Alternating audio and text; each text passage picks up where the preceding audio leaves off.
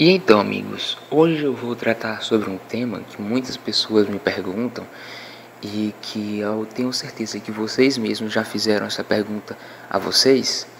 E o tema é: se Deus criou todas as coisas, então quem criou Deus? Ou então esta pergunta pode vir de outra forma. Ora, se todas as coisas que existem têm uma causa, Deus existindo logo ele tem uma causa, então quem causou a Deus? Bom, primeiramente eu gostaria de recorrer à Bíblia. Vamos abrir as nossas Bíblias no livro de Salmos, capítulo 90, versículo de 1 a 2. Senhor, Tu tens sido o nosso refúgio de geração em geração.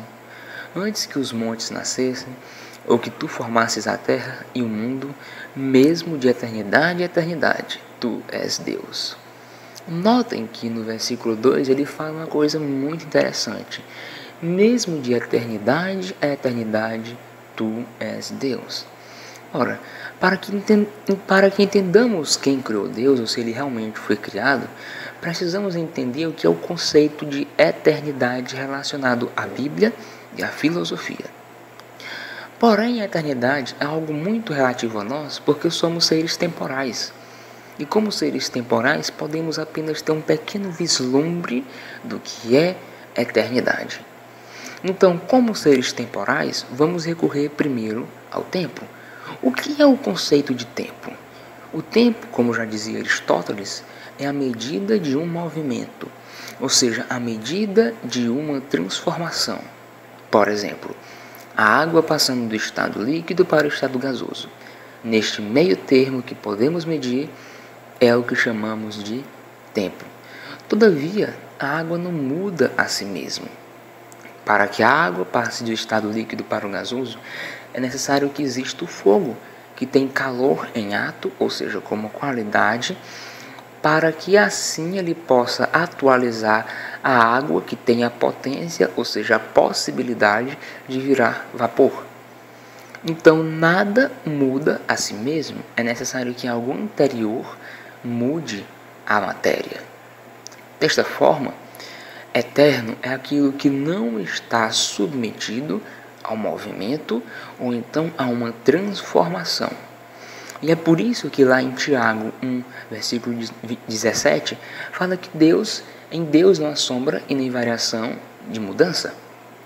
Então, nesse momento nós podemos concluir uma coisa.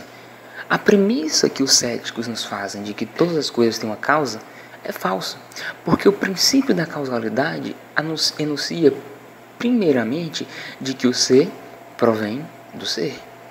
Ou então que todo ser finito possui uma causa, ou então todo efeito tem uma causa. Ora, Deus sendo a causa, ele não é um efeito, logo ele não tem causa alguma.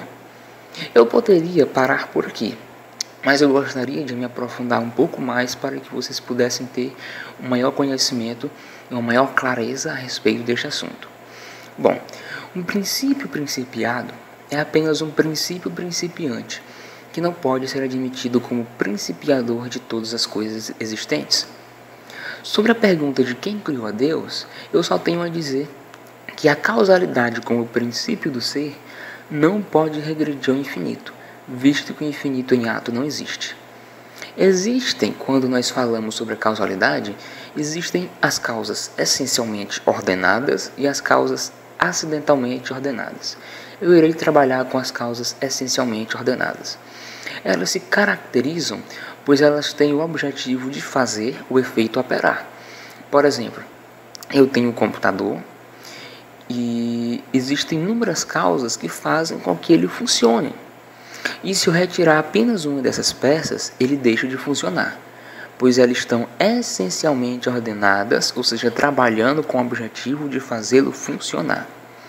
Agora imagine, se esse computador fosse dotado de infinitas configurações que fizessem com que ele funcionasse, isso significa que não haveria uma primeira causa, e desta forma ele não poderia funcionar. Da mesma forma, se o universo fosse dotado de infinitas causas, infinitas configurações, infinitas partes, ele não poderia funcionar. Por exemplo, a causalidade regredindo ao infinito. Se não existisse uma primeira causa para fazer o universo funcionar, isso significa que não existiria uma segunda, nem uma terceira, nem uma quarta, e assim por diante. E não existindo uma primeira causa, isso significa que não haveria uma relação de causalidade e nem de causa e efeito. Ou seja, o momento atual do universo não existiria. E é por isso que, por meio da lógica e da razão, nós necessitamos admitir uma primeira causa para todas as coisas, uma causa incausada, um motor imóvel, como já dizia Tomás de Aquino. Nós também podemos resolver este problema de outra forma.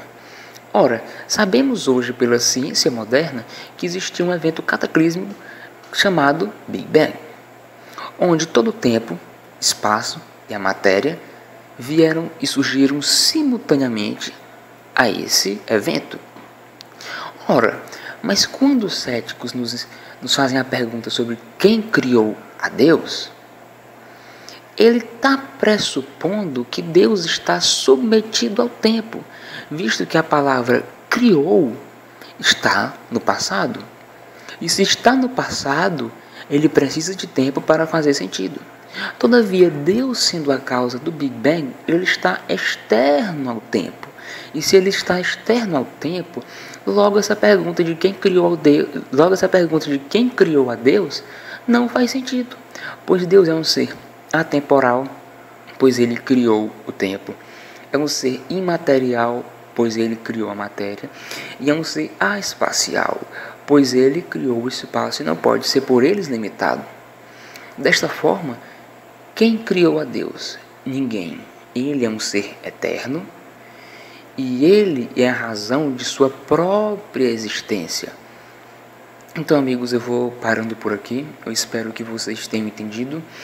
E o próximo vídeo eu irei trabalhar sobre o problema do mal.